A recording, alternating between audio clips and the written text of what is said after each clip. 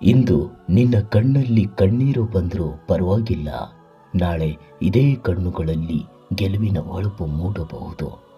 ಜೀವನ ನಿನ್ನನ್ನು ಪರೀಕ್ಷಿಸುತ್ತಿದೆ ಎಂದರೆ ನೀನು ಸೋಲಲು ಅಲ್ಲ, ಇನ್ನಷ್ಟು ಬಲವಾಗಲು.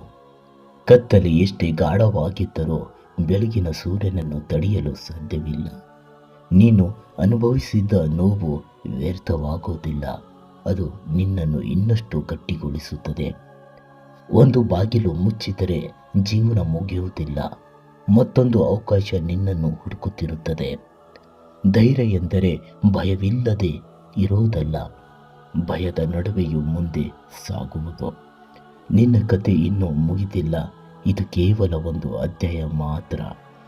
ಬಿದ್ದಿರೋದೇ ಸೋಲು ಅಲ್ಲ, ಮತ್ತೆ ಎದ್ದು ನಿಲ್ಲದೆ ಇರೋದೇ ಸೋಲು. ನಿನ್ನ ಮೇಲೆ ನಂಬಿಕೆ ಇಡು. ಜಗತ್ತು ಇಂದು ನಿನ್ನನ್ನು ಅನುಮಾನಿಸಿದರೂ ನಿನ್ನ ಸಾಮರ್ಥ್ಯ ಏನು ಅಂತ ಮುಂದೆ ಜೀವನ ಸಾಬೀತುಪಡಿಸುತ್ತದೆ.